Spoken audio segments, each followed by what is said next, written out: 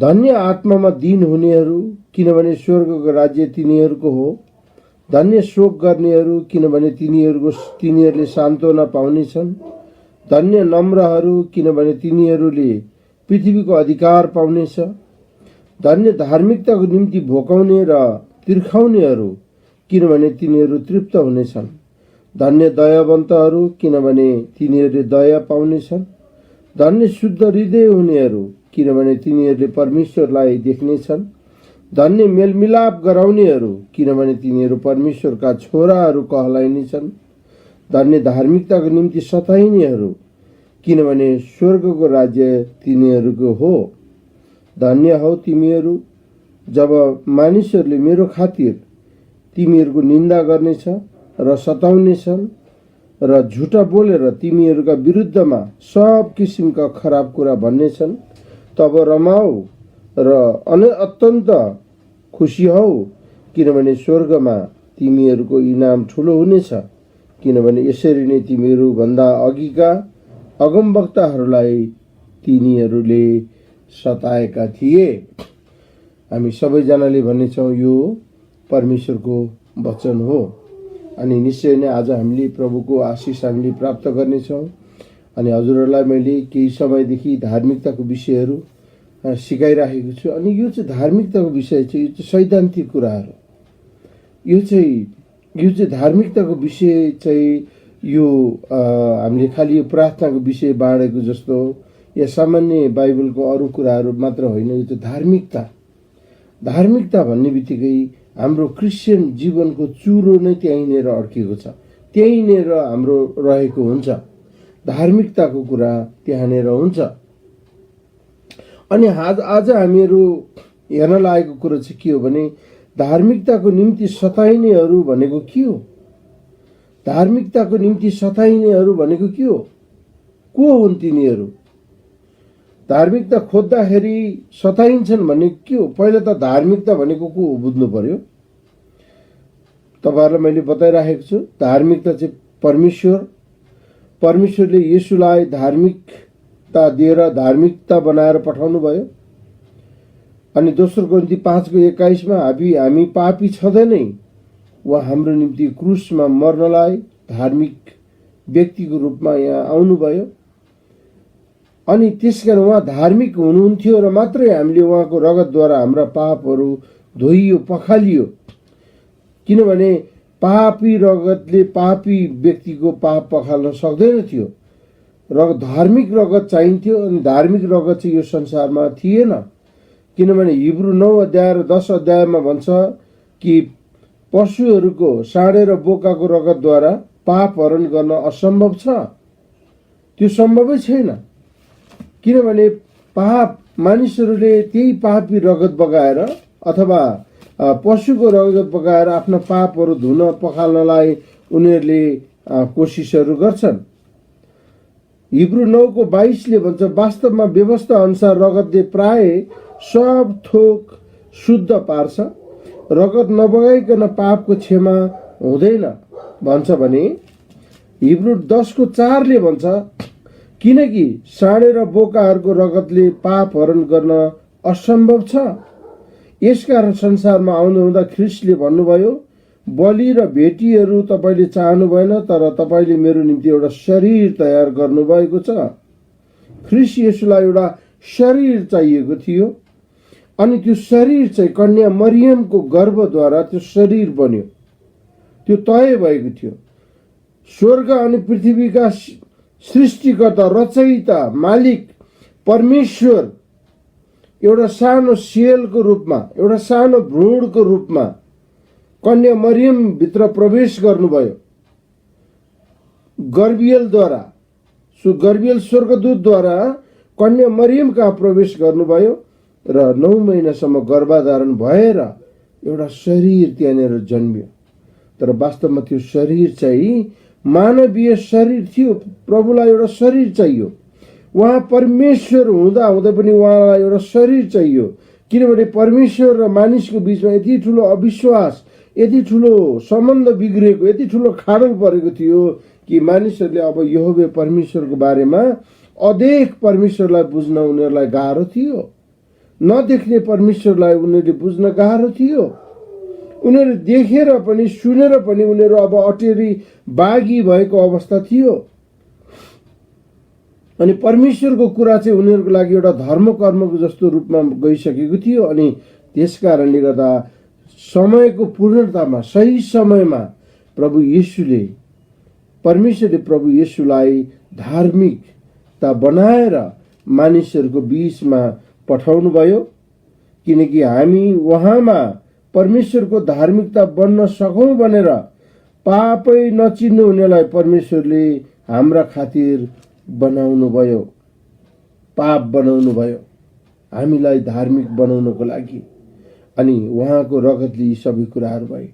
तर आज संसारमा धार्मिकता भनेको, धार्मिकताको निम्ति सताइने भनेको को हो, के हो त्यो?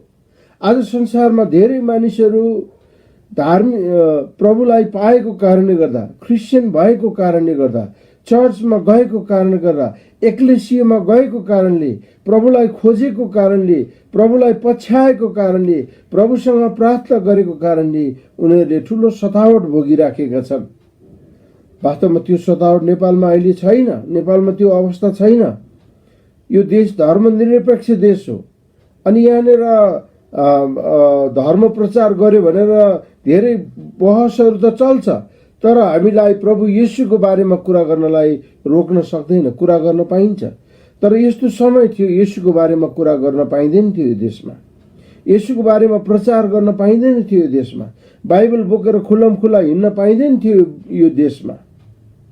यस्तो स्वतन्त्र अवस्थामा हामीहरू भयौँ पछिबाट कि यो 62-63 को आन्दोलनको बेलामा एकदमै कडा त्यो कर्फ्यू, एकदमै टाइट चेकिङहरू भइराखेको थियो, डरलाग्दो चेकिङ थियो।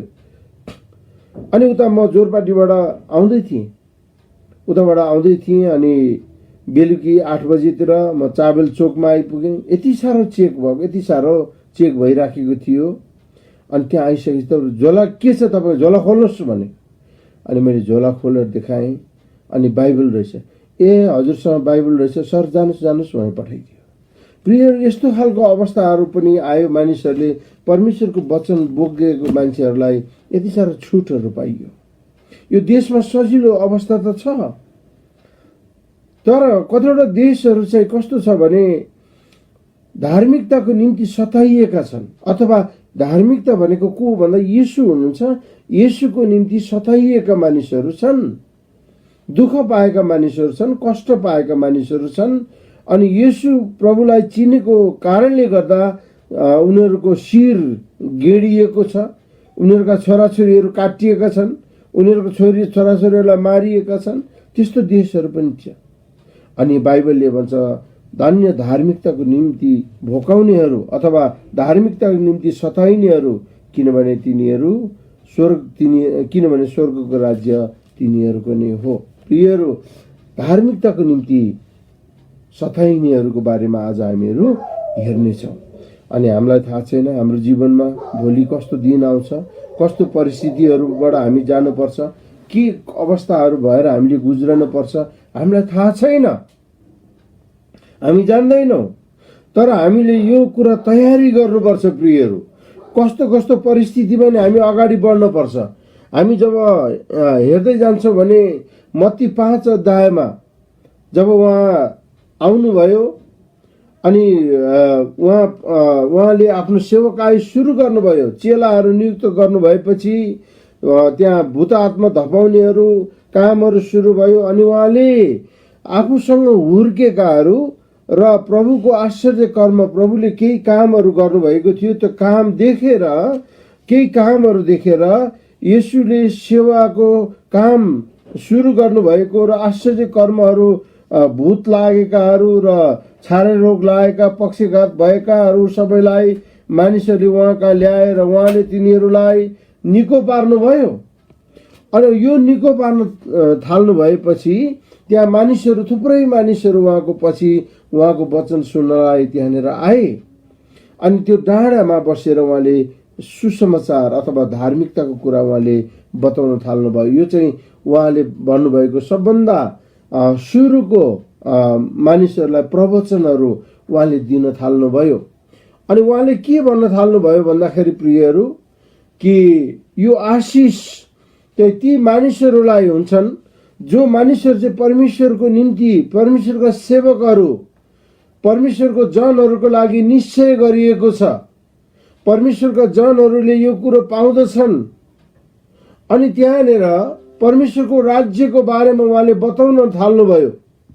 अनि बताउँदै गर्दाखेरि, ती आशिषहरू बताउँदै गर्दाखेरि उहाँले त्यो उच्च स्थानमा, उच्च प्रकारले, उच्च चरम सुख आशिषित जीवनको बारेमा चाहिँ मानिसहरूले खोजिराखेका कुराहरू त्यतिखेरका मान्छेहरू हामी बुझ्न सक्छौँ। मानिसहरू दिन दुखीहरू थिए, एकदम हेपिएका थिए, अभावमा परेका थिए, दुःखमा परेका थिए। तर उनीहरूलाई त्यहाँ बताउन थाल्नुभयो कि अब येशू प्रभुले एकदमै नियत साथ नै उनीहरूलाई सतावटहरू आउन सक्छ है। अब तिमीहरूलाई दुःख पाउन सक्छ अब, अनि तिमीहरूले यो अवस्थाको सामना गर्नु पर्ने हुन्छ। परिस्थितिहरू गाह्रो अवस्था आउँछ।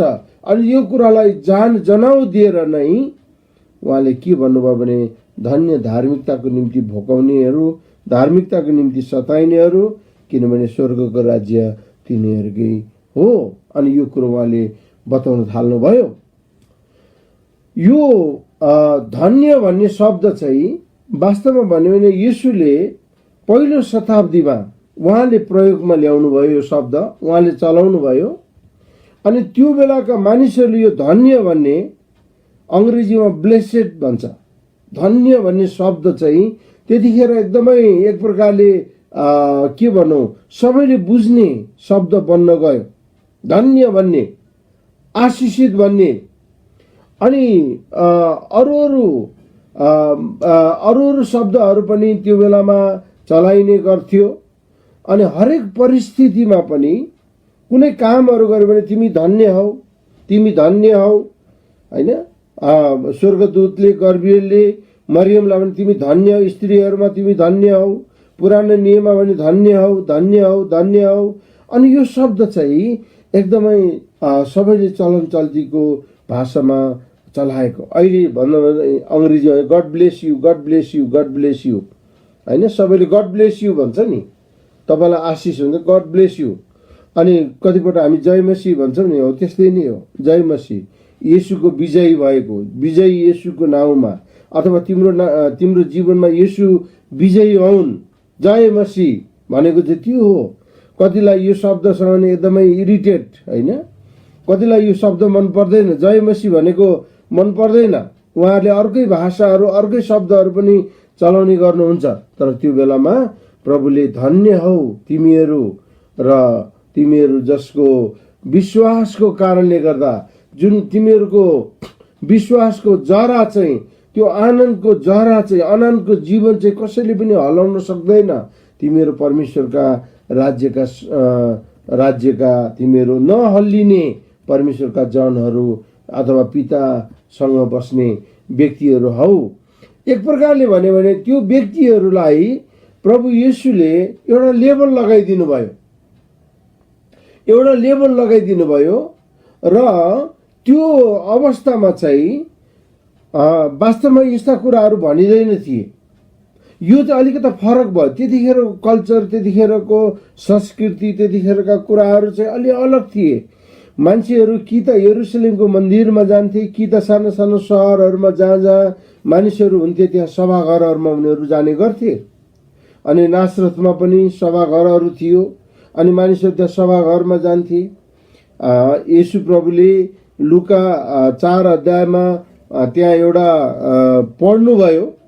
4 अध्यायमा त्यहाँ एउटा यशाया 61 अध्यायको कुरा पढ्नुभयो, जसलाई नासरतको मेनिफेस्टो भन्छ।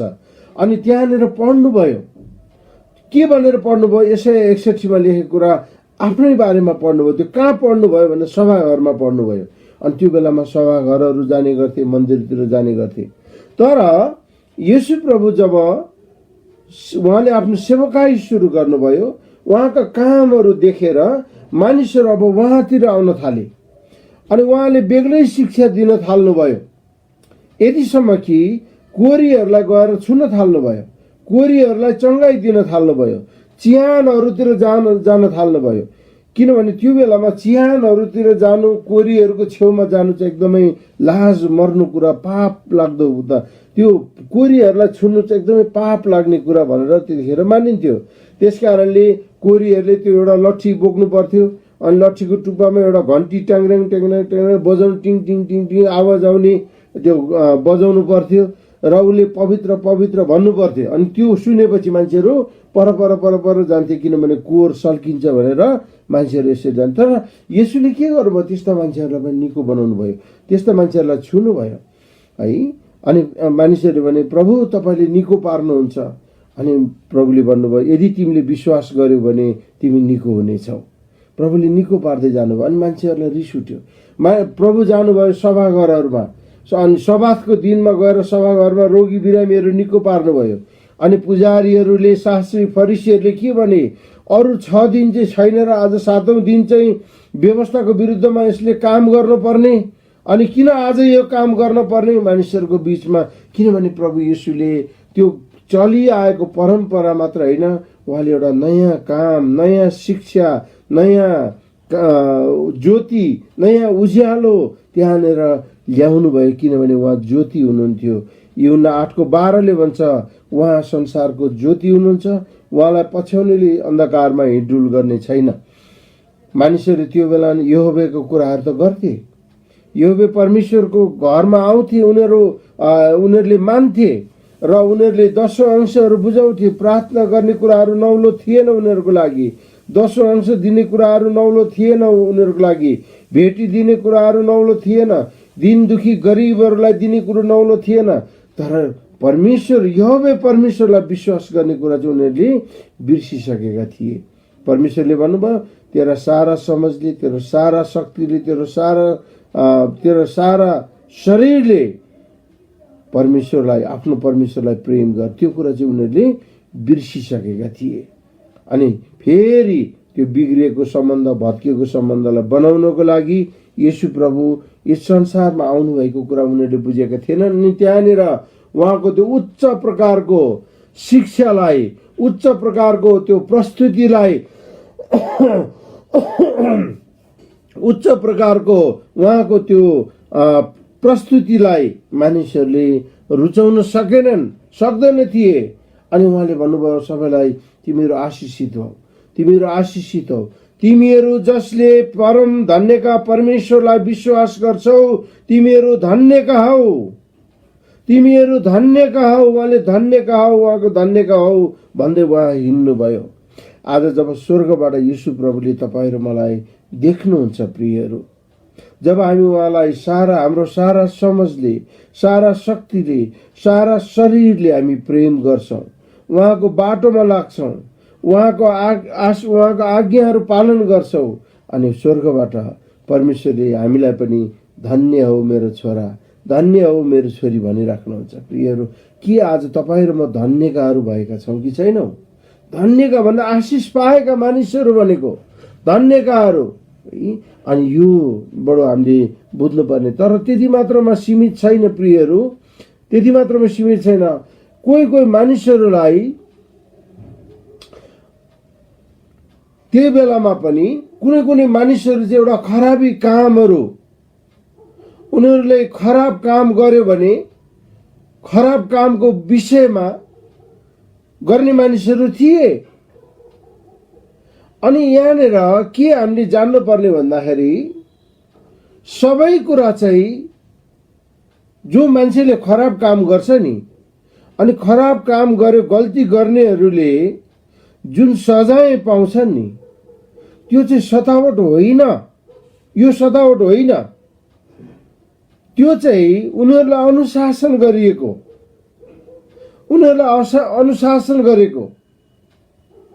तर कुनै कुनै यस्तो काम पनि थिए प्रियहरू, कुनै कुनै कुराहरू यस्तो कुरा पनि थियो जुन कुरो चाहिँ धार्मिकताको निम्ति अथवा येशूको निम्ति, प्रभुको निम्ति सताइनेहरू, त्यस्ताहरूलाई चाहिँ उहाँले धन्यको भन्नुभएको। गल्ती गरेर सतावट पाउने, गल्ती गरेर सजाय पाउनेहरूको लागि भनेको होइन। हामी यो भ्रममा नरहौँ। कतिपल्ट हामीहरूले के गर्छौँ, हामीले आफूले ठुलो भुल गर्छौँ, गल्ती गर्छौँ, अनि गल्ती गरेर सबै कुरा अर्काको टाउकोमा हालिदिन्छौँ, अनि प्रभुको नाम लिन थाल्छौँ। हामीहरू आफ्नो सुधार चाहिँ हामी गर्दैनौँ। सबै गल्ती गरिसकेपछि अर्काको टाउकोमा हालिदिएर अनि प्रभु तपाईँले मलाई सतावट दिनुभयो, धन्यवाद भन्नु। त्यस्तो होइन प्रियहरू, प्रभुले त्यसरी सतावट दिनुहुन्न। प्रभुले सतावट दिने, प्रभुले त हामीलाई अनुशासित तुल्याउन चाहनुहुन्छ। तर काम बिगारेको कारणले गर्दाखेरि शासकहरूले परिवारमा अनुशासनको कुरा आउँछ। तर यहाँ प्रभुले भन्नुभएको कुरा चाहिँ कस्तो खालको भने मत्ती 5:11 लेखिएको, धन्य हो तिमीहरू जब मानिसहरूले मेरो खातिर तिमीहरूको निन्दा गर्नेछन्, सुन्नुहोस् है, र सताउनेछन् र झुटा बोलेर तिमीहरूका विरुद्धमा सब किसिमका खराब गर्नेछन्। यो चाहिँ भनेको। तर कतिपल्ट हामी भ्रममा कहाँनिर पर्छौँ भने पहिलो पत्रुस 2:20 के लेखेको छ हेर्नुहोस् है त, म पढिदिन्छु तपाईँहरूलाई। पहिलो पत्रुस 2:20 यहाँ यसरी लेखिएको छ, किनभने तिमीहरूले खराब काम गरेर कुटाइ खाँदा धैर्यसँग सहयौ भने त्यसमा ठुलो कुरा के छ र? तर तिमीहरूले असल गरेर पनि दुःख भोग्नु पर्दा धैर्यसँग सहन्छौ भने यो परमेश्वरमा ग्रहण योग्य हुन्छ। देख्नुभयो, तिमीहरूले खराब काम गरेर, काम बिगारेर, चोरेर, गल्ती गरेर, नराम्रो काम गरेर यदि तिमीहरूले सजाय पायौ भने, तिमीहरूले दुःख पायौ भने, तिमीहरूले सजाय भोग्नु पर्यो भने त्यसमा तिमीहरूलाई के लाभ भयो? तिमीहरू के ठुलो काम गर्यौ? तिमीहरूले काम गल्ती गरेपछि त सजाय भोग्नु पर्छ नि। तर सजाय नै गल्ती नै नगरेर असल गरेर दुःख भोग्नु पर्यो। अथवा मानिसहरूले येशूको खातिर निन्दा गर्दछन्, येशूको खातिर सताउँदछन्, येशूको खातिर झुटा बोलेर हाम्रा निम्ति, हाम्रा विरुद्धमा सब किसिमको खराबी कुराहरू गर्छन्। तब रमाऊ, तब खुसी हौ। 12 बज्यो तब अत्यन्त खुसी हौ, किनभने स्वर्गमा तिमीहरूको इनाम चाहिँ ठुलो हुनेछ। यही कुरा भनेको, यसरी नै भनेको। त्यसकारण गल्ती गरेर सजाय पाएका, गल्ती गरेर सतावटमा परेकाहरूलाई इनाम पाउँछ भनेर हामीले आशा नगर्दा हुन्छ प्रिय। तर गल्ती गरेर हामीले सुधार्नुपर्छ, सुध्रिनुपर्छ, हामी बनिनुपर्छ, हाम्रो जीवनमा चेन्ज आउनुपर्छ। हामीले जहाँ भुल गरेका छौँ, जहाँनिर गल्ती गरेका हुन्छ, हामी त्यहाँबाट फनक्क फर्किनुपर्छ। युटर्न भन्छ नि।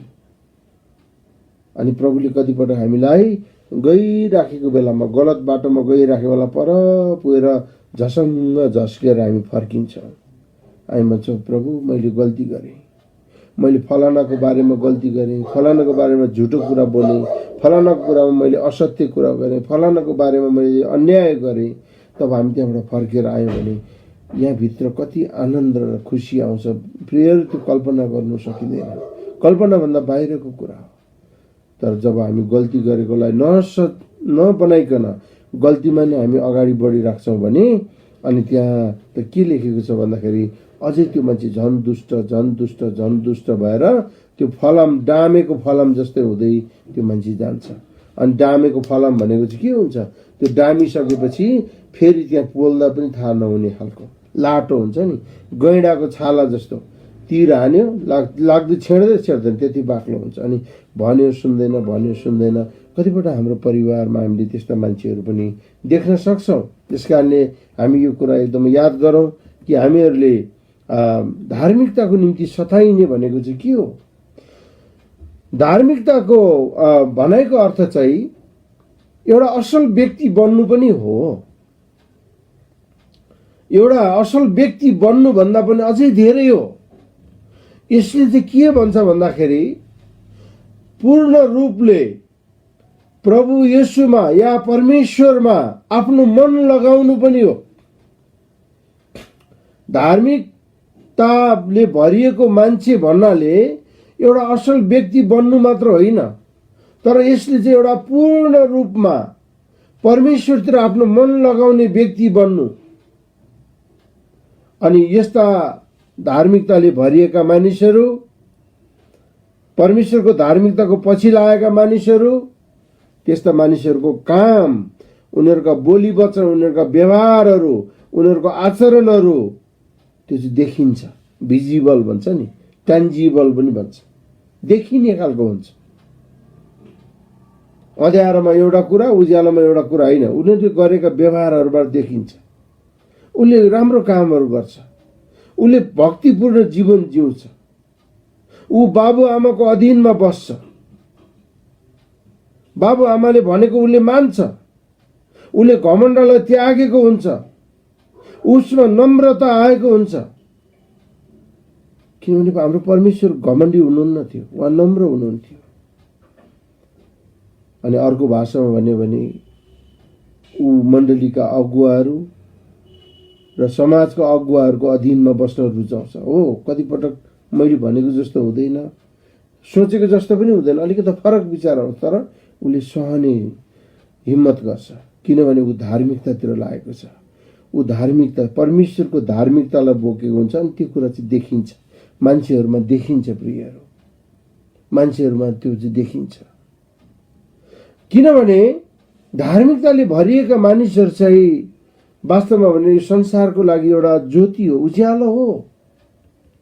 त्यसबाट त्यो उज्यालो प्रकट हुन्छ।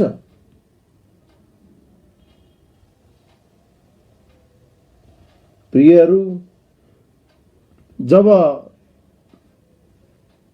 एउटा सहर बन्छ भने, कुनै सहर बनाइन्छ भने ठुला ठुला डाँडाहरू लुक्न सक्दैन। डाँडा त डाँडै रहन्छ, डाँडामा पनि सहर बन्न सक्छ, तर त्यसको बनावट त डाँडा चाहिँ हुन्छ नि त। हुन त अहिलेको परिभाषा, अहिलेको समयमा त्यस्तै नै भएर गएको छ। कतिपटक लुकाइएका छन् डाँडाहरूको कुरा गर्यो भने। अनि यहाँ मत्ती 5 अध्यायको 14 देखि 16 के लेखिएको छ, 13 देखि नै हेरौँ न। तिमीहरू पृथ्वीका नुन हौ, तर नुनको स्वाद गयो भने त्यो केले फेरि नुनिलो पारिने र? त्यो त बाहिर फालिन र मानिसका खुट्टाले कुल्चन बाहेक अरू केही कामको हुँदैन। 14 पददेखि हेर्नुहोस् है त। तिमीहरू संसारका ज्योति हौ, र डाँडामा बसेको सहर, बसालिएको सहर लुक्न सक्दैन। मानिसहरूले बत्ती बालेर पाथीले त छोप्दैन, तर सामदानमा राख्दछन्, र घरमा हुने सबैको निम्ति त्यसले उज्यालो दिन्छ। त्यसरी नै तिमीहरूको ज्योति मानिसहरूका सामने चम्कोस्, र तिनीहरूले तिनीहरूका सुकर्म देखुन्, र स्वर्गमा हुनुहुने तिमीहरूका पिताको महिमा गरून्। उद्देश्य त हेर्नु त, स्वर्गमा हुनुहुने पिताको महिमा गरून्। जस्तो सुकै सहर निर्माण गरे पनि डाँडा त डाँडै रहन्छ। प्रिय, बत्ती बालेर कसैले छोपेर नराखे जस्तै तिमीहरू सामदानमाथि राखेका बत्तीहरू जस्ता हो, उज्यालो हो। अनि तिमीहरूको जीवनबाट सुकर्महरू देखा परून्, सुकर्महरू देखा पर्नुपर्छ। कसलाई भन्नुभयो? प्रभुले धार्मिकताको पछि लाग्नेहरू, जसको जीवनमा धार्मिकताले भरिएको छ, जसको जीवन चाहिँ परिवर्तन भएको छ। मुखले म यस्तो गर्छु त्यस्तो गर्छु भाषण नै होइन, असल काम गरेर नम्रतामा नम्रतामा नम्रतामा। यो सबैभन्दा ठुलो औषधि नम्रता हो। नम्र व्यक्तिहरूले, यहाँ के भन्छ 5 पदमा, मत्ती 5:5 धन्य नम्रहरू, किनभने तिनीहरूले पृथ्वीको अधिकार पाउनेछन्। नम्रहरूलाई। तर घमण्डी गर्नेहरूलाई, घमण्डीहरूलाई, अभिमानीहरूलाई परमेश्वरले घृणा गर्नुहुन्छ। अनि जो मान्छे परमेश्वरको धार्मिकताले भरिएको हुन्छ नि, त्यो मान्छे चाहिँ परमेश्वरतिर आफ्नो सम्पूर्ण उसले मन लगाउँछ। उसको विचारहरू त्यतातिर गएको हुन्छ। अनि त्यो चाहिँ एउटा सामदानमाथि राखेको बत्ती जस्तै, डाँडामा राखेको सहर जस्तै नै त्यो हुँदै जान्छ। त्यसकारणले गर्दा आज हाम्रो जीवन धार्मिकताले भरिएको जीवन हो, धार्मिकताको पछि लागेको जीवन हो भने हामीले विचार गर्नु पर्यो। हाम्रो अगाडि सतावटहरू पनि आउन सक्ने सम्भावनाहरू छन् प्रियहरू, दुःख कष्टहरू पनि आउने सम्भावनाहरू छन् प्रियहरू। हामीले नसोचेका मानिसहरूले हामीलाई हेला गर्ने, निन्दा गर्ने, थुक्ने, कुट्ने, विभिन्न प्रकारका सताउने, होइन, झुटा बोलेर हामीलाई अभियोगहरू लाउने यस्ता सम्भावनाहरू आउँछन्, हामीलाई आउन सक्छन्। र त्यो बेलामा पनि हामीले आनन्दित मनाउनको लागि, आनन्दित हुनको लागि चाहिँ हामीले वास्तवमा भन्यो भने हामीले धार्मिकताको पछि लागेको हुनुपर्छ, धार्मिकताको पछि लागेको हुन्छ। यसै गर्दाखेरि हाम्रो जीवनमा हामी कसरी अगाडि बढिराखेका छौँ, कस्तो प्रकारको जीवन हामीहरू रहिराखेका छौँ। निश्चय नै हामीहरू धार्मिकताको निम्ति सताइएका छौँ, धार्मिकताको निम्ति सताइने व्यक्तिहरू। कतिपटक हामीहरूले के भन्ने, मानिसहरूले भन्छ भने पत्रुसले भने नि, म चिन्दिनँ प्रभुलाई, को हो म चिन्दिनँ। आज कतिजना मानिसहरू म क्रिस्चियन हुँ भनेर भन्न पनि लाज मान्छन्, किनभने क्रिस्चियन हुँ भन्यो भने उसको इज्जत घट्छ अरे। समाजमा म क्रिस्चियन हुँ भनेर व्यक्त गर्यो बाबु आमालाई म क्रिस्चियन हुँ भन्नलाई उसलाई अप्ठ्यारो लाग्छ, छोराछोरीलाई म क्रिस्चियन हुँ भनेर भन्न अप्ठ्यारो लाग्छ, नातागोताभित्र म क्रिस्चियन हुँ भनेर भन्न अप्ठ्यारो लाग्छ, किनभने उसलाई त्यो समाजमा गरिराखेका ती सबै कुराहरू जे जति छन् त्यसमै उसले रमाइराखेको छ। तर कतिजनाले होइन आफ्नो साक्षी समाजमा कायम गरेका छन्, कायम राखेका, खान नहुने कुरा, नखाने कुरादेखि लिएर, बोल्न नहुने कुरा, नबोल्ने कुरादेखि लिएर उसले आफ्नो साक्षीलाई बचाएको छ। उसले भन्छ म क्रिस्चियन हो, म धार्मिक व्यक्ति, प्रभुको धार्मिकता मैले बोकेर हिँडेको छु, मैले यस्तो कुरा खानु हुँदैन, मैले यस्तो कुरा गर्नु हुँदैन। तर कतिजनाको जीवनमा यो कुरा आइपुगेको छैन, ज्ञान छ प्रियहरू, व्यवहारमा आएको छैन, किनभने ती मानिसहरू धार्मिकताको पछि लागेका होइन, धर्मको पछि लागेका छन्। धर्मको पछि लाग्नेहरूले उनीहरूको जीवनमा चेन्ज आउँदैन। हिजो एउटा लुगा लगाइरहेको थियो, आज अर्को लुगा लाउँछ, पर्सि अर्को लुगा लाउँछ, त्यो लुगा चेन्ज, त्यस्तो होइन। धार्मिकताको पछि लाग्नेहरू चाहिँ उनीहरूको जीवनमा परिवर्तन आउँछ, तर धर्म चेन्ज गरेकाहरूको जीवनमा परिवर्तन आउँदैन। यसकारण यो हामीले बडो बुझ्नुपर्छ। उनीहरूलाई कुनै सतावट पनि आउँदैन, के अप्ठ्यारो पनि आउँदैन उनीहरूलाई, किनभने सजिलैसँग उनीहरू छल्लिन्छन्। तर जोहरू प्रभुलाई साँच्चै पछ्याउन चाहन्छन्, साँच्चै प्रभुको पछि हिँड्न चाहन्छन्, अनि बाइबलले के भन्छ, परमेश्वरमा भक्ति साथ जिउने इच्छा गर्नेहरू, भक्तिपूर्ण जीवन जिउने इच्छा गर्नेहरू, उनीहरू सतावटमा पर्ने नै छन्, उनीहरू पर्ने नै छन्।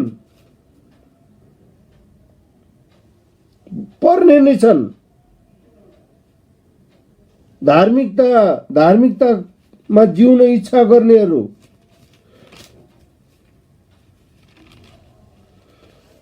हजुर, दोस्रो तिमोथी 3:12 ख्रिस्ट येशूमा भक्ति साथ जीवन बिताउन इच्छा गर्नेहरू सबैजना सतावटमा पर्ने नै छन्। मैले भनेको होइन, बाइबलले भन्छ। ख्रिस्ट येशूमा भक्ति साथ जीवन बिताउन इच्छा गर्नेहरू, अरूलाई भनेको होइन। ख्रिस्ट येशूमा भक्ति साथ जीवन जिउन इच्छा गर्नेहरू सतावटमा पर्ने नै छन्। अनि प्रभु भन्नुहुन्छ धन्य मेरो नाउँमा सतावटमा पर्नेहरू, किनभने तिनीहरू स्वर्गको अधिकार उनीहरूले प्राप्त गर्नेछन्, स्वर्गको राज्य तिनीहरूको हुनेछ। होइन भने प्रियहरू, हामी यता पनि ढुलमुले जीवन हुन्छ, यता पनि ठिक्क उता पनि ठिक्क, होइन, यता पनि ठिक्क उता पनि ठिक्क, सबैजनासँग ठिक्क। अनि कतिजनाको राम्रो तर्क पनि आउँछ। तर्क कस्तो हुन्छ, सबैजनासँग मेलमिलापमा बस्नुपर्छ, कसैलाई चित्त दुखाउनु हुँदैन, कसैलाई पनि चित्त दुखाउँदैन। बाइबलले त्यसो भन्दैन प्रियहरू। बाइबलले त के भन्छ, कसैले पनि दुईटा मालिकको सेवा गर्न सक्दैन। हुन त यो पैसाको बारेमा लेखेको, तर कुनै पनि व्यक्तिले ढुलमुली जीवन जिउन मिल्दैन। आज बिहान मात्रै एकजना दाई उहाँ क्रिस्चियन होइन, हिन्दू हो, उहाँको छोरो डक्टर हुनुहुन्छ, ह्याम्स हस्पिटलको ठुलो डक्टर हुनुहुन्छ। अनि उहाँसँग मेरो बिहान कुरा हुँदै थियो। अनि उहाँले भन्नु, प्रेमजी मलाई एकदमै तपाईँहरूको धर्म क्रिस्चियन धर्म धेरै मनपर्छ, तर म चट्टै छोडेर म आउनु सक्दिनँ किनभने मेरो सबै परिवारहरू हिन्दू छन्। तर तपाईँहरूको धर्मप्रति मलाई धेरै आस्था छ, प्रे गरिदिनुहोस्, म बिमारी छु उहाँले भन्नुभयो। यस्तो खालको व्यक्तिहरू पनि हुन्छ। निकोदेमस भन्ने एउटा व्यक्ति थिए, उनी येशूलाई भेट्न राति राति आउँथे भनेर युहन्नाको सुसमाचारमा लेखिएको छ 2 अध्यायमा। उनी राति राति भेट्न आउँथे, दिउँसो खुल्लम खुला, किनभने उनी चाहिँ एकजना धर्मगुरु थिए, एकजना ठुलो व्यक्ति थिए। अनि उनी राति राति मात्रै येशूलाई भेट्न आउने गर्थे। विश्वासै थियो येशूलाई, तर मानिसहरूको अगाडि खुलेर आउन सक्दैन थिए। अनि आज तपाईँ र मलाई पनि कतै शनिबार चर्च जाने, बाँकी दिनहरू चाहिँ आफू खुसी होइन, प्रार्थना गर्नु पनि छैन, बाइबल पढ्नु पनि छैन। कोही त क्रिसमसमा मात्रै चर्च आउनेहरू मात्रै हुन्छन्, क्रिसमसमा मात्रै आउनेहरू पनि हुन्छन्। युरोपतिर कतिवटा देशहरूमा त यस्तो भनाइ छ, जिन्दगीमा चर्च 3 चोटि जान्छ अरे। एउटा चाहिँ पहिला सुरुमा जन्मिए बेला नामाकरण गर्दा जानु पर्यो, दोस्रो विवाहको लागि जानु पर्यो, अनि तेस्रो तपाईँहरूले बुझिहाल्नु मृत्युको बारेमा चर्चमा लगिन्छ, त्यहाँ फ्युनरल हुन्छ। 3 चोटि चर्च जान्छ। प्रियहरू, यदि तपाईँ र मलाई धार्मिकताको निम्ति हामी धार्मिक जीवन जिउन चाहँदैन भने सतावट पनि आउँदैन। अनि जसको जीवनमा यी कुराहरू छैन भने उसले येशूलाई, परमेश्वरलाई, त्यो पवित्र परमेश्वरलाई उनले नदेख्ने सम्भावना धेरै छ। त्यसकारणले हाम्रो जीवन चाहिँ एकदमै के भनौँ, अब अनकम्प्रोमाइज भन्छ। अनि हामीहरूले सम्झौता नगर्ने जीवन र विश्वासयोग्य जीवन र परमेश्वर जस्तो सुकै सतावट, जस्तो सुकै परीक्षामा, जस्तो सुकै दबावमा पनि हामीहरू प्रभुलाई नछोड्नेहरू, प्रभुलाई पछ्याउनेहरू हामीहरू हुन पर्ने। मत्ती 5:12 के लेख्छ, के भन्छ भन्दाखेरि यहाँनिर जब सतावट हुन्छ तब रमाओ, अत्यन्त खुसी हो, किनभने स्वर्गमा तिमीहरूको इनाम ठुलो हुनेछ, किनभने यसरी नै तिमीहरूभन्दा अघिका अगमवक्ताहरूलाई पनि तिनीहरूले सताएका थिए।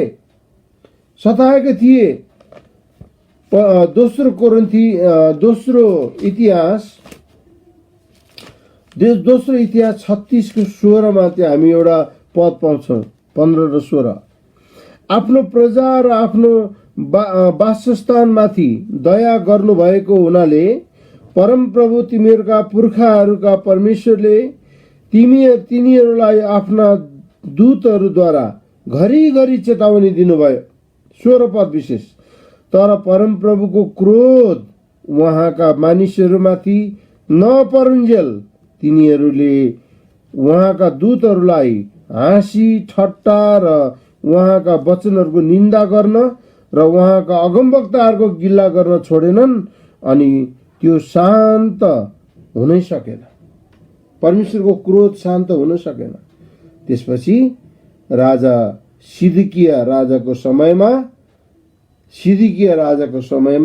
586 BC इजरायल यहुदालाई कैदी बनाएर बेबिलोनमा लगियो, सतावटमा लगियो।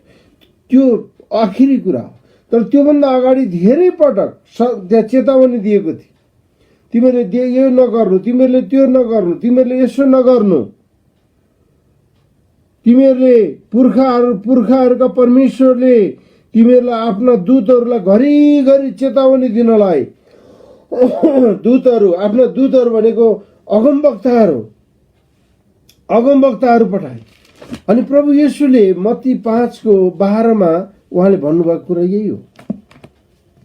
तिमीहरू पहिलो सतावट परेको व्यक्ति तिमीहरू होइन है। तिमीहरूभन्दा अगाडि पनि प्रभुलाई थाहा थियो यरुशलेममा जुन ठुलो सतावट हुनेवाला थियो, प्रभुलाई थाहा थियो। पावलले जुन प्रकारको उधुम मचाउन लागेको थियो प्रभुलाई त्यो पनि थाहा थियो। ईश्वरले जे काम गर्ने थियो त्यो पनि थाहा थियो। अनि प्रभुलाई आज भोलि अहिले जुन चाहिँ अरबी देशहरूमा सिरियामा विशेष गरेर जुन प्रकारको सतावटहरू भइराखेको छ, खाडी राष्ट्रहरूमा जुन प्रकारको सतावटहरू भइराखेको छ, त्यो कुरा उहाँलाई थाहा थियो। त्यसकारण उहाँले आजको दिनलाई अथवा प्रभुको दोस्रो आगमन नभएसम्मको लागि उहाँले सबै कुरा देखेर के भन्नुभयो? रमाओ रमाओ, धार्मिकताको निम्ति सताइनेहरू रमाओ, किनभने स्वर्गको इनाम, स्वर्गको राज्य तिमीहरूको हो, तिमीहरूको हो। प्रेरितको 7 अध्यायको 53-51 देखि त्यहाँ स्तिफनसले के भन्छन्? स्तिफनसले भाषण दिँदै गर्दाखेरि प्रेरित 7 अध्यायमा ठुलो सभा महासभालाई भन्छन्, नडराइकन हेर्नुहोस् है, स्तिफनसले 7 जना डिकनहरू मध्येको एकजना होइन। प्रेरित 6 अध्यायमा 7 जना डिकनहरू नियुक्त भयो अनि त्यो मध्येमा एकजना, त्यो पनि ग्रीक हुन्, स्तिफनस। उनी हिब्रू यहुदी थिएनन्, उनी ग्रीक थिए, अन्य जातिबाट ल्याइएका।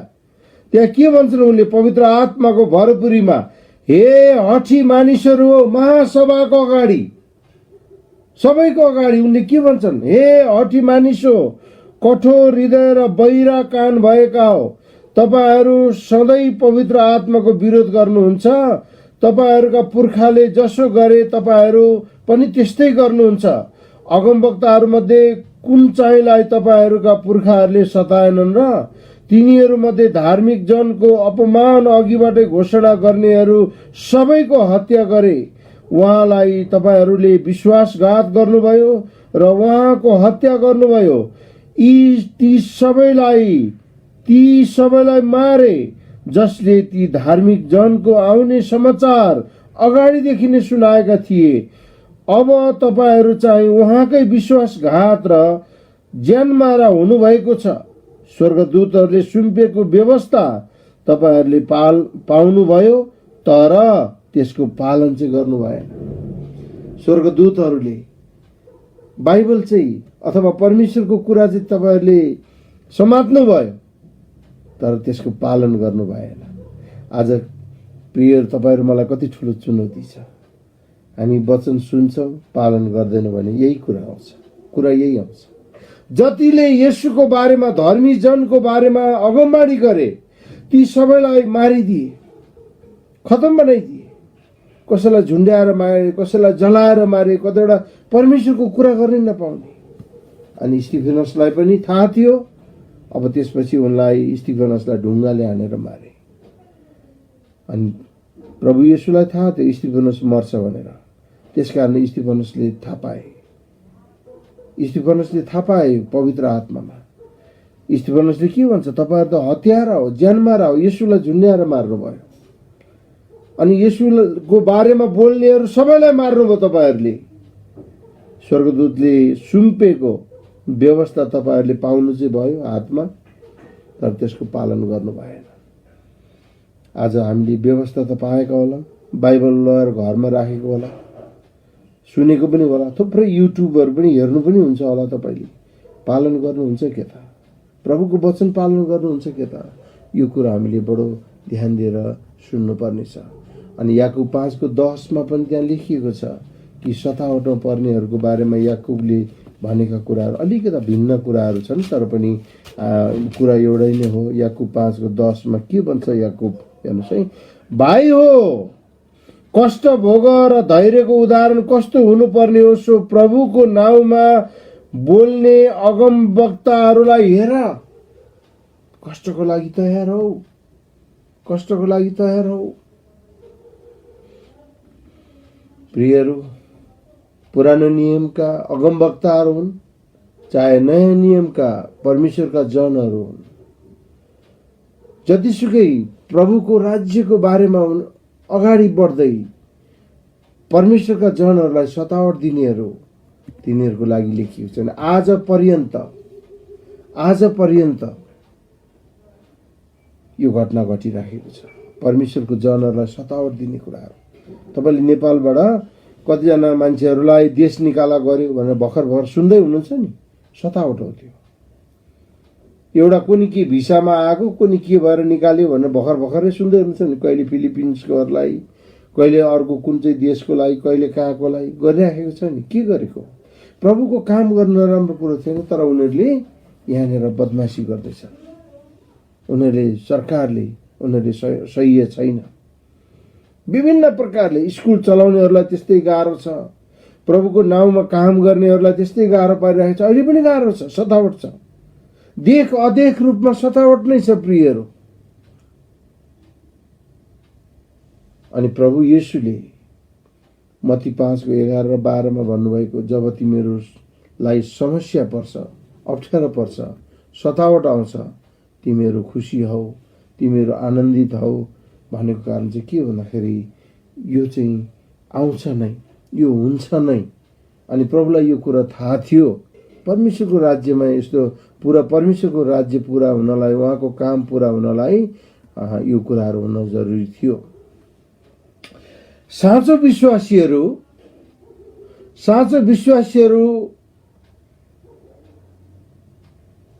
अथवा येशूमा भएका साँचो विश्वासीहरू जो धार्मिकहरू छन्, परमेश्वरको दृष्टिमा, परमेश्वरको हेराइमा तिनीहरू कस्ता हुन्छन्? रोमी 3:21 के लेखेको छ हामी पढौँ है त। रोमी 3:21 यसरी लेखेको छ। रोमी 3:21, तर अब त व्यवस्था बिना नै परमेश्वरबाट आउने धार्मिकता प्रकट भएको छ, त्यसैको गवाही व्यवस्था र अगमवक्ताहरूले दिएका छन्। अब त व्यवस्था बिना नै परमेश्वरबाट आउने धार्मिकता प्रकट भएको छ र त्यसैको गवाही व्यवस्था र अगमवक्ताहरूले दिएका छन्। त्यो धार्मिकता भनेको चाहिँ येशू, अघि नै मैले तपाईहरुलाई बताएँ। 22 पद, येशू ख्रीष्टमा विश्वास गर्ने सबैमाथि परमेश्वरको धार्मिकता विश्वासद्वारा प्रकट भएको छ, किनभने केही भेद छैन, त्यहाँ कुनै डिस्क्रिमिनेसन हुँदैन। येशू ख्रीष्टमा विश्वास गर्ने सबैमाथि परमेश्वरको धार्मिकता विश्वासद्वारा प्रकट भएको छ, कर्महरूद्वारा होइन। दोस्रो कोरिन्थी 5:21 अघि पनि मैले पढेँ तपाईहरुको अगाडि, फेरि म पढ्छु।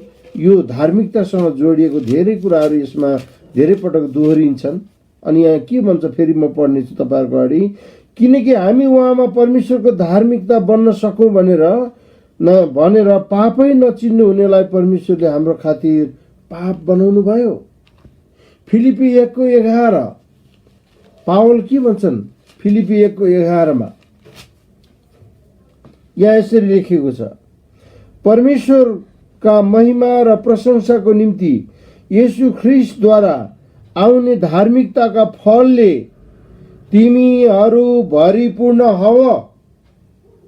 धार्मिकताको फलले। अनि के हुन् ती धार्मिकताका फलहरू? हामीले धार्मिकताको हतियारहरू देख्यौं। अनि धार्मिकता भनेको येशू हुनुहुन्छ। येशूले भन्नुभयो, म पवित्र आत्मालाई पठाउँछु अनि उहाँले तिमीहरूलाई सल्लाह दिनुहुनेछ, बाटो देखाउनु हुनेछ, अनि उहाँ नै हो धार्मिकता। अनि धार्मिकताका फलहरू भनेको गलाती 5:22 र 23 लेखेका प्रेम, आनन्द, शान्ति, दया, भलाइ, विश्वस्ता, नम्रता, संयम, यिनै नै फलहरू हुन्। अनि यसैले देखिन्छ ती फलहरू जसको जीवनमा छ, हामीले देख्छौं यो चाहिँ धार्मिकता हो। प्रियहरू, यो हामीले जिब्रोले स्वीकार्नु पर्ने, विश्वासद्वारा येशूलाई जिब्रोले स्वीकार्नु पर्ने र हामीलाई नैतिक जीवन जिउनको लागि हामीले प्रमाणित गरेर मानिसहरूको अगाडि हामीले वास्तवमा हामी अलग हौं भन्ने कुरामा, चाहे जस्तोसुकै परीक्षाहरू आओस्, जस्तोसुकै अप्ठ्यारो आओस्, धार्मिकताको निम्ति हामी जस्तोसुकै परिस्थितिमा हामी परौं, तर प्रभु येशूको बारेमा हामीले कम्प्रोमाइज गर्नु, सम्झौता गर्नु हुँदैन। हामीले सत्य कुरा हामीले बोल्नुपर्छ, सत्य कुरामा हामी लागिराख्न पर्ने। अनि त्यसको लागि कतिवटा सतावटहरू आउँछन् होला, संसारले सतावटहरू दिन्छन् होला, संसारले दुःखहरू दिन्छन् होला। प्रभु येशूले भन्नुभयो यूहन्ना 15:19 उहाँले के भन्नुभयो सतावटको बारेमा? यूहन्ना 15:19 यहाँ लेखिएको छ, यदि तिमीहरू यस संसारका हुँदा हौ त संसारले तिमीहरूलाई आफन्त ठानी माया गर्ने थियो, तर तिमीहरू यस संसारका होइनौ। हेर्नुहोस् है, यो संसारका होइनौ, तर तिमीहरू यस संसारको होइनौ, तिमीहरूलाई संसारबाट मैले चुने, यसै कारण संसारले तिमीहरूलाई घृणा गर्छ। धार्मिकताको निम्ति सताउने भनेको उनीहरूले तिमीहरूलाई घृणा गर्छ, हेट। अनि घृणा गर्नु या हेट, नयाँ नियममा हेट भनेको चाहिँ घृणा गर्नु भने चाहिँ हत्या गर्नु सरह नै हो। पुरानो नियममा ढुङ्गाले हानेर मार्थ्यो, हत्या गर्थे। नयाँ नियममा घृणा गर्नु पनि हत्या गर्नु नै हो। यस कारणले तपाईँहरू मैले याद गर्नुपर्ने कुरा के छ भने, यदि हामी संसारका थियौँ भने, संसारका हौँ भने, संसारका मान्छेकै भाषामा बोल्यौँ भने कसैले पनि हामीलाई ढुङ्गा हान्दैन, कसैले पनि हामीलाई सताउँदैन, दुःख पनि दिँदैन।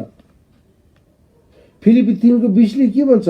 तर हाम्रो नागरिकता स्वर्गमा छ, त्यहाँबाट आउनुहुने मुक्तिदाता अर्थात् प्रभु येशू ख्रिस्टको प्रतीक्षा हामीहरू गर्दछौँ। हामी त स्वर्गीय नागरिकहरू। तिमीहरूलाई मैले छाने, तिमीहरूलाई मैले चुने, तिमीहरूलाई मैले बोलाएँ, तिमीहरूले मलाई छानेनौ, तिमीहरूले मलाई चुनेनौ, तर मैले तिमीहरूलाई चुने, मैले तिमीहरूलाई चुने। त्यस कारणले गर्दा धार्मिकताको जीवन जिउनु भनेको चाहिँ हो। यसकारण प्रियहरू, धार्मिकताको निम्ति सताइनेहरू भनाइले चाहिँ ख्रिस्ट येशूको निम्ति सताइने, येशूको निम्ति सताइने भनेको चाहिँ उहाँलाई प्रेम गरेको कारणले तिर्नुपर्ने मूल्य भनेको, चुकाउनु पर्ने मूल्य भनेको खेदो, सतावट, दुःख, कष्ट, बेइज्जत, यही हो धार्मिकताको निम्ति सताइनेहरू भनेको। अनि जसलाई धार्मिकताको निम्ति सताइएको छ, येशूलाई पछ्याएको कारणले सतावटमा पर्नुभएको छ, दुःखमा पर्नुभएको छ। मैले तपाईँहरूलाई पहिला पनि बताएँ प्रियहरू, विश्वासी भएपछि सजिलै एकदमै सहजै हुँदैन। आफन्तहरूको दबावहरू आउँछ, दुःख आउँछ, कष्टहरू आउँछ, मानिसले गिल्ला गर्छन्, घृणा गर्छन्। प्रभु येशू आफैले भन्नुभयो तिमीहरूलाई सताउँछन्, तिमीहरूको बारेमा विभिन्न आरोपहरू तयार गर्नेछन्, तिमीहरूलाई सभाघरमा घिस्याएर लैजानेछन्, कोर्राहरू लगाउनेछन्, तर तिम्रो आनन्दित हौ, आनन्दित हौ, आनन्दित हौ।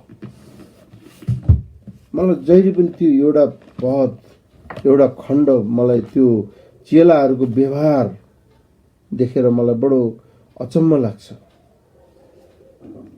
अचम्म लाग्छ। त्यो चाहिँ के हो भन्दाखेरि, जब चेलाहरूले अथवा पत्रुस र यूहन्नालाई सभाघरमा चाहिँ पिट्ने काम गर्यो, त्यहाँ दुःख दिने काम गर्यो, अनि दुःख दिने काम गरिसकेपछि अनि त्यहाँनिर चेलाहरू त्यहाँबाट बाहिर निस्किए। प्रेरित 5:41 तब येशूको नाउँमा अपमान सहने योग्यका ठहरियौं भन्ने कुरामा आनन्द मनाउँदै तिनीहरू महासभाको उपस्थितिबाट निस्किएर गए। अनि हरेक दिन तिनीहरूले मन्दिरमा र घर घरमा गएर येशू नै ख्रिस्ट हुनुहुन्छ भनी सिकाउन र प्रचार गर्न थाले।